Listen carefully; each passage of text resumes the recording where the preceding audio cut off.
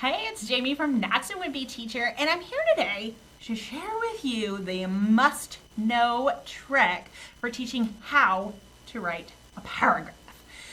All right, I am so passionate about this topic about paragraph writing, and I see teachers all the time in my free teacher Facebook groups asking, how do you teach your students how to write paragraphs?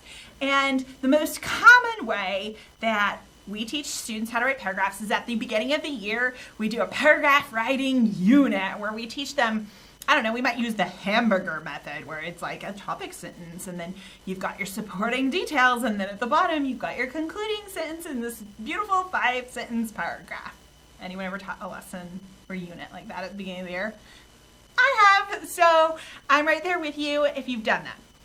The other thing that I see very common is doing things like a paragraph of the week type activity where you're maybe you're giving your students paragraphs they have to edit and fix, or they're having to write their own paragraphs. Okay. I'm going to share this tip with you, and I'm so passionate I share it all the time. And if you trust me, it will totally change the way you teach paragraph writing and make you and your students much happier. Here's the thing. How do you teach paragraph writing? You teach it in context. You don't have a paragraph writing unit because the reality is that paragraphs change. Like how to write a paragraph is different for all the different writing genres. So that perfect 5-sentence paragraph, that would be great in an informational report. Although to be real honest, it would be fine to have a 3-sentence paragraph. It could be fine to have a 7-sentence paragraph. So we don't want to always teach students it has to be 5, right? But in a personal narrative, you can have a paragraph that is 1 sentence. Every time someone new talks, when you have dialogue, you have to switch paragraphs. So by doing this paragraph unit at the beginning, before they even get to write stories, it does a couple of things. First of all, it does not encourage a love for writing. And so if we're not encouraging a love for writing right at the beginning of the year, they start thinking writing is going to be boring in this class. And that's going to make our job so much more difficult as we move forward with our units. We don't want to do that. If they love writing, then they're much more willing to do the work, right? The second thing it does is it teaches them that there is only one way to write a paragraph, which is going to be so confusing to them later when they find out that you have to switch paragraphs more often in certain types of writing. And honestly, 5 sentences? Who came up with that? It doesn't have to be that way. So we don't want to tell our students that 5 sentences is how paragraphs are and that there aren't differences. So teach paragraph writing in context. Here's what I mean. I start my school year with a personal narrative unit. Yeah, we start right away with writing. And that scares some teachers. They're like, but my students don't really know how to write sentences and paragraphs yet. Yeah, but you know how you learn those things? You do it. It's the only real way to do it. You can give all kinds of worksheets and stuff, but then you're just teaching students that worksheets is writing, and who's going to have fun doing that? No one. That's boring. So we start our personal narrative unit. Now, I have lessons in my personal narrative unit where we talk about paragraphing in personal narratives specifically. And so we'll go over that. We'll learn that. We'll practice that. We can talk about it during our writing conferences. And then after we've done 8 weeks of our personal narrative unit, I'm going to move into our informational writing unit. And guess what? We're going to start off by writing. We're going to start writing. And a lot of students aren't going to use paragraphs. That's okay, because I have lessons in my informational writing unit about paragraphs for informational writing. We can talk about the differences from personal narrative to informational. We can learn about it, and then we can implement it into our writing. So we are learning about paragraph writing all year, not just one unit at the beginning of the year. And this helps students to remember it better because they're going to practice personal narrative paragraphs for 8 weeks.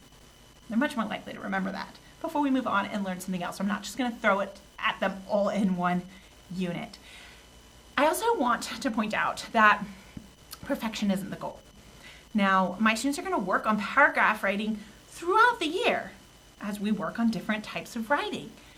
But at the end of the year, I may have some students who still do not break up their writing into paragraphs in a way that really makes sense.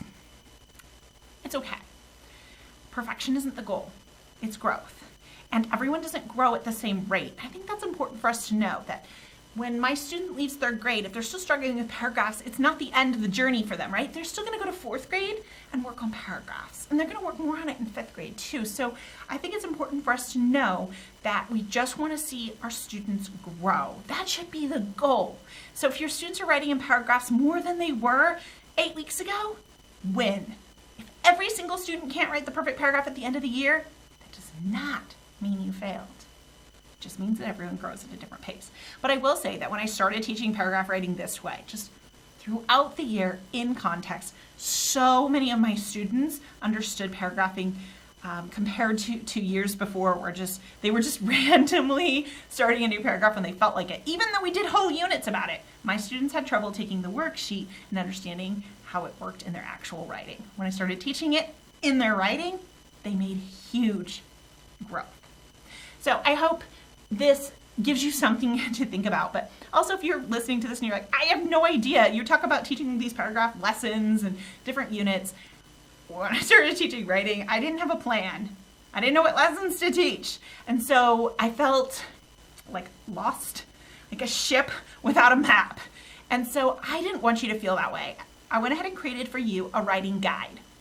It includes all of the lessons I teach in my personal narrative, informational, opinion, and fiction narrative units.